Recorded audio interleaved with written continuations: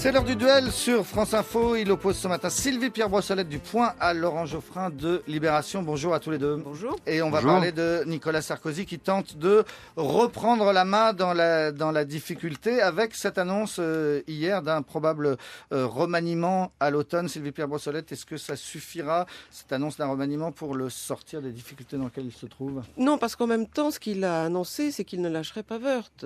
Pas plus comme ministre de réforme des retraites, pas que comme trésorier de l'UMP. Là, rien du tout. Et c'est ça qui fait, au fond, le plus grand des scandales aujourd'hui, c'est ce mélange des genres. Alors qu'il y a des secrétaires d'État qui fautaient, il y en a. Il aurait dû sans doute en virer un ou deux beaucoup plus vite qu'il ne le fait. Alors on va peut-être attendre octobre, on va voir quel est le courage qu'il aura à ce moment-là. Parce que vous savez, il est un peu comme ce que Joséphine reprochait à Napoléon. Elle lui disait, tu humilies trop, tu ne punis pas assez. Alors c'est vrai, il a des coups de gueule et puis après, souvent, il passe l'éponge. Bon, attendons octobre. En attendant, Monsieur Woerth est toujours là, il restera trésorier, et c'est cette ligne de défense, n'avoue jamais, ne cède pas, qui est dans une forme de dénégation de ce que les gens peuvent ressentir, qui est comparable d'ailleurs à la réaction de Michel Alliot-Marie sur le procès Colonna, où la Cour de cassation a donc cassé et renvoyé un troisième procès. Et elle dit, mais cette décision ne porte en rien sur la question de la culpabilité. D'accord, elle n'est pas jugée sur le fond, mais tout le procès va être fait et la culpabilité peut à nouveau être prouvée éventuellement. Je veux dire, elle a minimisé. C'est très rare qu'un garde des Sceaux comme ça intervienne après une décision de la plus haute juridiction. Mais alors, pour revenir à Sarkozy, est-ce que cette stratégie peut être gagnante de toujours repousser, minimiser? Je ne sais pas. J'ai l'impression que les Français ont les nerfs un peu à bout. Sarkozy compte sur les vacances pour que tout ça se calme et qu'on reprenne les choses plus doucement à la rentrée. Mais moi, j'ai l'impression qu'il y a une forte mobilisation, une colère qui se propage pour la rentrée. Les syndicats ont très bien compris qu'il y avait une course de vitesse à engager avec le président. L'opposition ne va pas lâcher Woerth. Les syndicats vont pas lâcher le morceau de la réforme des retraites. Donc, accrocher les ceintures en septembre. Laurent Geoffrin. La tactique, Sylvie l'a dit, ça consiste à dire on bouge pas. Et Sarkozy a expliqué de manière très réaliste. Et si on fait partir Woerth d'une de ses fonctions, c'est admettre qu'il y avait un problème, c'est admettre qu'il y a quelque chose dans le comportement de Woerth qui ne va pas. Et puis, évidemment, comme il a un rôle clé, pas seulement à cause de la réforme des retraites, c'est parce qu'il s'est occupé de tout le financement de l'UMP. Donc il sait tout. Donc au pire, ça peut devenir très dangereux. Donc on le soutient. Et alors, est-ce que ça peut marcher? Alors, contrairement à ce qu'on pense, c'est pas les médias qui font le scandale.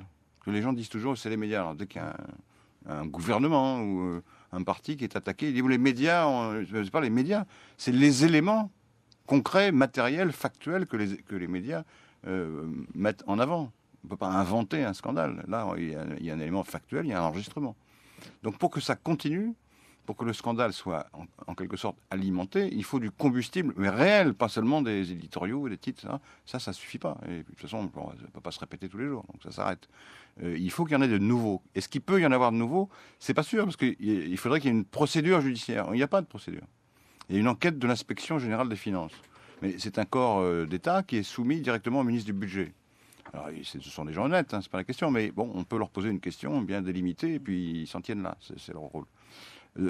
Par ailleurs, il n'y a pas de juge saisi. Il y a la question de la prise illégale d'intérêt. Est-ce qu'il y a une prise illégale d'intérêt? Certains membres de l'opposition, peu nombreux d'ailleurs, soulèvent cette question. Ça veut dire, est-ce que Woerth a profité de ses fonctions pour obtenir un avantage direct ou indirect d'une société dont il avait à s'occuper? Il faudrait démontrer qu'il s'en occupait d'abord. Donc il faudrait démontrer qu'il s'est occupé de la fortune de Mme Bettencourt. Et ensuite, il faudrait assimiler le fait que sa femme travaille pour Mme Bettencourt à cette prise illégale d'intérêt. Pour évident. Peut-être, mais peut-être pas. De toute façon, il n'y a pas de procédure. Donc, vous voyez, ça se tarit. Les choses se tarissent. Non, mais il y a question de conflit d'intérêts. Mme Woerth a reconnu qu'elle ne s'était pas rendu compte qu'il pouvait y avoir à ce point conflit d'intérêts entre sa présence chez L'Oréal et les fonctions de son mari. Même elle l'a reconnu. Bon. Donc, même en étant très honnête l'un et l'autre, c'est vrai que de se mettre dans cette position-là ne pouvait qu'éveiller le soupçon. Aujourd'hui, il ne suffit pas Enfin, d'être éveiller le honnête. soupçon, excusez-moi, Oui.